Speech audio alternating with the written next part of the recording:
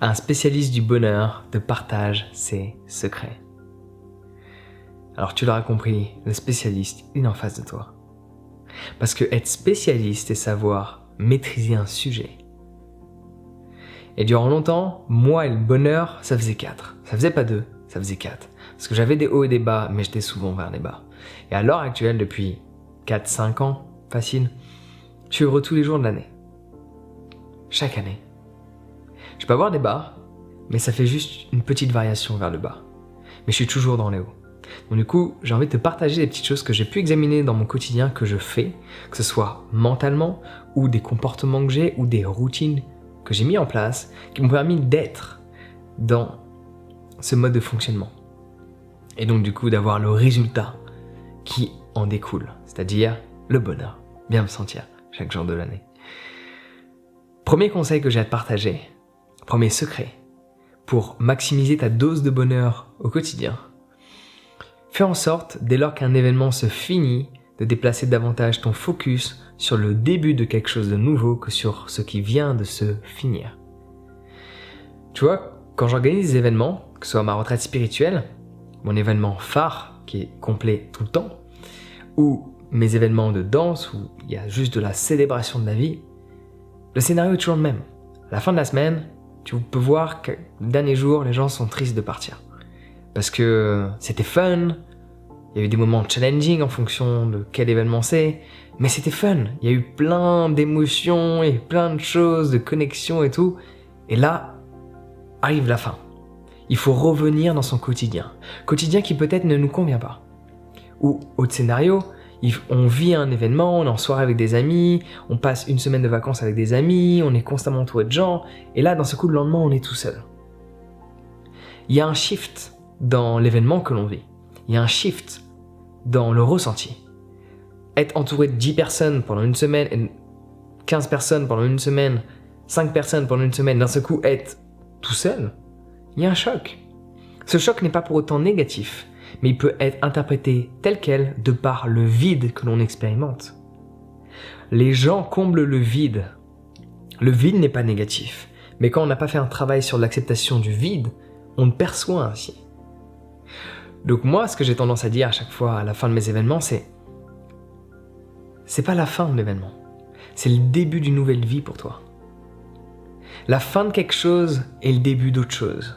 Laisse-moi répéter ça. La fin de quelque chose est le début d'autre chose. Donc tu as le choix. Soit te focaliser sur la fin et être triste de par le fait que cette chose extraordinaire est finie, ou te focaliser sur le début, c'est-à-dire réaliser que cette fin symbolise que tu peux, dès aujourd'hui, dès à présent, prendre une direction différente. Confectionner la vie que tu veux. Parce que c'est pas la fin, c'est le début. Parce que la fin symbolise le début d'autre chose. Donc cet état d'esprit, dans les événements que tu expérimentes, qu'ils soient négatifs, ou même pour le coup positifs, parce que c'est pour ça que les gens vont vivre des variations tout le temps. Je suis heureux, je suis malheureux, je suis heureux, je suis malheureux, je suis heureux, je suis malheureux, en permanence. Parce qu'à chaque fois, ils sont heureux de par les événements et ils sont tristes de par les événements. Tu devrais déterminer ta dose de bonheur, peu importe ce que tu vis. Et un des éléments qui te permet de faire ça, c'est de réaliser que quand un événement joyeux où tu as expérimenté de la joie, tu en es conscient, tu te dis pas que c'est pas fini. Tu dis ok, c'est fini, mais c'est le début d'autre chose. Donc au lieu de redescendre là, tu redescends là pour reprendre là. Donc tu restes toujours dans les hauts. Il y a des variations de bonheur dans les hauts, mais pas de bonheur à tristesse. C'est extrême bonheur, bonheur. Beaucoup de bonheur, bonheur. Extrême bonheur, beaucoup de bonheur. Tu fais des variations dans les hauts plutôt que faire des variations dans les hauts et dans les bas. Donc, premier secret que j'ai à te partager, change cette perception des choses. C'est pas la fin, c'est le début d'autre chose. Secondement, une habitude que j'ai, idéalement, c'est de le mettre en place d'une manière plus fréquente, mais pour pas que tu trouves d'excuses. Au conseil que j'ai à te partager, tous les trimestres, va quelque part que tu connais pas. Vas-y sans savoir ce que tu vas faire là-bas. Tous les trimestres. Prends la décision d'aller dans une ville que tu connais pas. Ne réserve pas de logement. Vas-y, débrouille-toi sur place. Ne regarde pas ce qu'il faut faire sur place. vas-y, découvre ce que la vie a à t'apporter dans ce nouvel environnement. Fais ça une fois de temps en temps.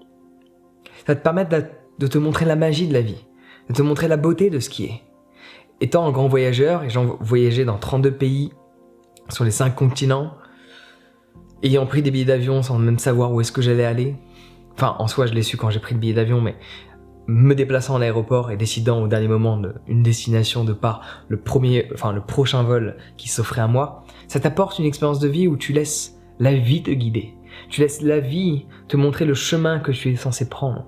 Alors, ne me fais pas dire ce que j'ai pas dit. Planifier, programmer est extrêmement utile dans une vie. Ça te permet de maximiser, de faire un maximum de choses au sein de ta journée. Mais de temps en temps, c'est bien de ne rien planifier. De temps en temps, c'est bien de ne rien programmer. De temps en temps, c'est bien d'être spontané. Donc tous les trimestres, idéalement même tous les mois, va quelque part, ça peut être une ville, ça peut être un pays, ça peut être une région, ça peut être une rue, mais va quelque part où tu n'es jamais allé et laisse la vie te guider. Je peux te garantir que ça va vraiment te plaire. Troisième secret qu'un spécialiste du bonheur a à te partager. Fais quelque chose que tu aimes tous les jours. Tous les jours. Que ce soit le lundi, le mercredi, le mardi, le jeudi, le vendredi, le dimanche, le samedi, fais quelque chose que tu aimes tous les jours. Idéalement, cela est un idéal, fais-le plusieurs fois chaque jour, plusieurs heures chaque jour. Je veux bien prendre conscience que, en fonction de ton environnement, tes responsabilités, qui sont basées sûrement sur les choix que tu as faits. Une excuse très courante, c'est « j'ai pas le temps, j'ai des enfants ».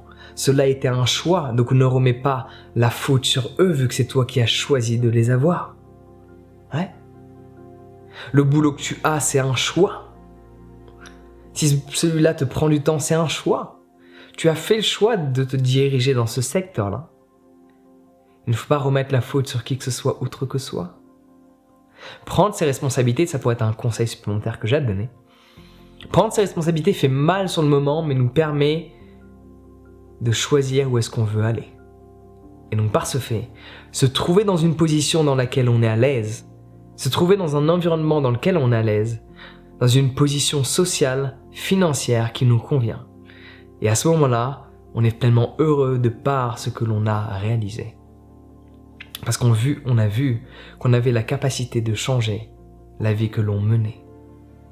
Mais pour ça, il faut accepter le choc de la responsabilité, la claque que la vie a à nous donner, de par le fait que oui, c'est notre responsabilité.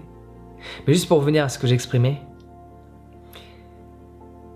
le fait de faire quelque chose que tu aimes tous les jours, peu importe l'excuse, idéalement selon moi, c'est que tu devrais faire quelque chose que tu aimes 3-4 heures par jour, tous les jours, au minimum. Après, en fonction de ton quotidien, je me comprends que ce soit plus difficile, mais 1 heure tous les jours, faire quelque chose que tu aimes, que cela soit peindre, que ce soit marcher tout seul dehors, que ce soit écouter de la musique et ne rien faire, que ce soit écrire, que ce soit chanter, que ce soit faire du sport, que ce soit même travailler. Travailler peut être un gros avantage, parce que si tu fais ce que tu aimes et que tu es payé pour le faire, ben tu peux le faire tous les jours de l'année. Et être heureux de le faire, à ce moment-là, tu expérimentes beaucoup de bonheur dans ton quotidien. Aimer ce que l'on fait ne signifie pas travailler uniquement pour soi, parce que ce truc de travailler pour soi est faux, tu travailles toujours pour des gens. Moi, je travaille pour les gens qui viennent à mes événements, qui suivent mes formations, je travaille pour ces gens-là. C'est pour ça que le contenu que je propose en termes de formation est beaucoup plus qualitatif que celui que je propose sur YouTube. Sur YouTube, le contenu que je partage est principalement basé sur l'énergie que j'aimais et que je te partage. J'ai pas de sujet pour cette vidéo. J'ai eu une idée, spécialiste, bonheur, et je te partage. Dans mes formations, je structure. Il y a un plan, il y a une organisation, je sais exactement ce que je veux dire, à quel moment, comment le formuler. Mais c'est normal, parce que je travaille pour ces gens-là. Donc ce n'est pas le fait de travailler uniquement pour soi qui permet d'être heureux, c'est de faire quelque chose que l'on aime. Si t'adores le design, c'est pas parce que tu vas pas forcément être heureux de par le fait de travailler uniquement pour toi en termes de designer freelance. Parce qu'au contraire, ça peut même t'enlever cette joie, parce que tu vas avoir une pression supplémentaire de par l'aspect financier que tu dois absolument te débrouiller pour trouver des clients. Alors que si tu es designer dans un d'environnement dans une société où on te laisse une certaine marge de créativité, malgré le fait qu'il y ait des cases à remplir, de par les projets qui te sont donnés, on te laisse une certaine marge de créativité, tu seras beaucoup plus épanoui dans cet environnement-là parce que tu peux te focaliser uniquement sur ce que tu aimes et pas les autres aspects de la fonction que tu veux avoir que tu pourrais ne pas aimer. Donc fais quelque chose que tu aimes, que cela soit travailler pour toi, travailler avec des gens ou pour des gens. Le plus important, c'est de faire quelque chose qui te passionne chaque jour de l'année. Et à ce moment-là, tu ne travailleras pas un seul jour de l'année. Et un petit dernier secret, te connecter un maximum à l'instant présent. Ça semble évident, mais juste pense-y un instant. L'anxiété est dans le futur. Ouais. L'anxiété est dans le futur. Tu penses trop, tu t'inquiètes pour un rien. L'anxiété est dans le futur. Dans le passé, il y a plein de choses que tu ne veux pas aussi. Par contre, dans le présent, il n'y a que les belles choses que tu peux expérimenter. Le fait de te connecter à celui-ci te permet de vraiment expérimenter une joie qui est au-delà du bonheur. Tu es juste présent. Et ce juste présent a énormément d'importance. Et je te souhaite fortement de t'y connecter pour que tu puisses non pas le comprendre mentalement, parce que mentalement, tu as beau le comprendre, il y a une grosse différence entre le comprendre et expérimenter. Donc, si tu veux l'expérimenter, j'ai un guide sur la méditation. Le lien est dans la description, c'est gratuit, tu peux le télécharger. Plus de 20 000 personnes l'ont partagé. C'est bien parce qu'il a son efficacité. Donc n'hésite pas à partager de la positivité dans les commentaires. Et si tu veux télécharger ce guide pour pouvoir commencer à mettre en place des choses pour te diriger vers ce que tu veux, expérimenter un maximum de bonheur dans ton quotidien, le lien est dans la description. Se prends soin de toi et passe une excellente journée.